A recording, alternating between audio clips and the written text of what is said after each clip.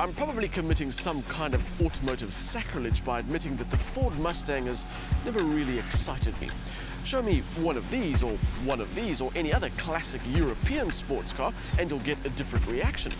But I've never really got the Americans.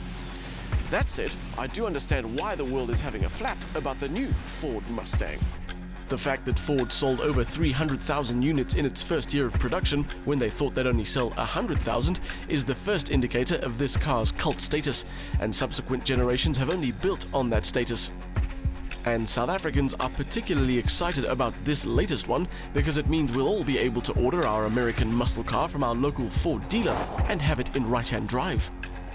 And being priced from just 700,000 Rand means they are affordable, well, in sports car terms anyway. And you do get a lot of sports car for your money.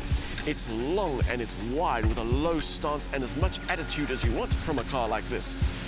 I might be a bit of a Mustang agnostic, but I am starting to see the light. And if the amount of spectators we had while driving this car is anything to go by, I've been missing out quite a lot over the last few years. Everywhere we went on our Western Cape drive, from the traffic-addled streets of Camps Bay to the N2 highway, there was no shortage of gawkers, smartphone photographers, head nodders and thumbs-uppers. About the only thing the Mustang has in common with anything else in its class is the coupe shape. In our short experience with it, it has an enviable ability to grab the attention of a lot of people. Where the Mustang can't really compete is on the interior. It's decently spec'd and well laid out, but some of the switchgear is a little bit plasticky. This gear shift is a little bit on the loose side, and there are some cheesy details, like the words ground speed written on the speedometer. Ground speed as opposed to what? Airspeed? I don't get why a company like Ford would feel the need to put something like that into a car like the Mustang. It may be nitpicking, but unfortunately, it's something that you look at way too often to simply ignore. The positive of our GT test car was the spec level, which includes heated and ventilated seats, keyless operation and Ford sync system, still one of the best on the market. It's also a very comfortable space. The front seats in particular are cozy even over longer distances and are equally good at keeping you happy in start-stop traffic as they are at keeping you in place when cornering vigorously. And in this car, you can't really help but do a lot of that. Think Mustang and you probably think V8, and that's what we have here.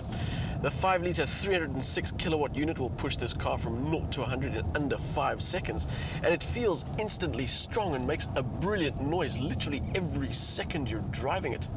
There are 2 gearbox options for the Mustang, and I'm kinda sad that we don't have the manual. A manual shift with a motor this size is a rarity these days, and it always delivers more involvement than an automated setup. The 6-speed auto in here with its shift paddles and decent response times does an okay job, although it doesn't always respond the way you expect it to, either shifting for you when you're in full sport mode or shifting way after you've pulled a paddle no matter what mode you're in. To help with handling, Ford have fitted the Mustang Performance Pack as standard, and that basically upgrades things like the anti-roll bars and the springs, and it does feel very good. Okay, there's not a lot of feel from the front end, but what there is helps you corner with confidence. There is a long-held belief that American cars are generally rubbish in the corners, but this car doesn't know about that legacy. Something becomes quickly apparent when driving this car with intent. It's not a monster. Usually, that's an adjective used in a positive way when talking about sports cars, but in this instance, I mean it just doesn't feel like a handful or like it wants to show you who's in charge. Plant your foot, you'll get great power. Keep it planted in the corners and you'll get decent grip. It'll happily wag its tail, but again, in a way that's controlled rather than maniacal. But there is something that the Mustang lacks. It does feel good, but it's not the tortoise chassis in the world, and the brakes can't take too much punishment before becoming a little bit too squishy. And then the road noise can become intrusive, and the gearbox isn't the most obedient. And you combine all of that with this interior, and there is a certain refinement that you just don't get in this car.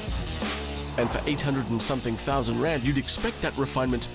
But for 800 and something thousand Rand, this car gives you a lot of go for your dough and a lower price per kilowatt than anything else you can compare it to.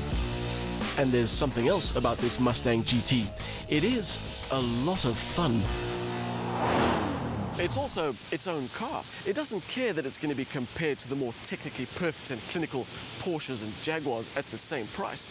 It's a big, loud, comfortable machine that doesn't require you to be an expert to get the best out of it. It also looks like nothing else, and it is the latest in a long line of legends.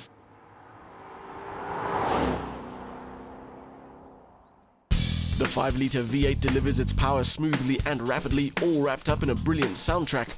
The 6-speed auto is a decent unit, but it can be a little disobedient when using the paddle shifters. The Mustang GT is undoubtedly a lot of fun, offering impressive power and confident handling at a price that is relatively affordable, but it just can't match the Europeans on refinement.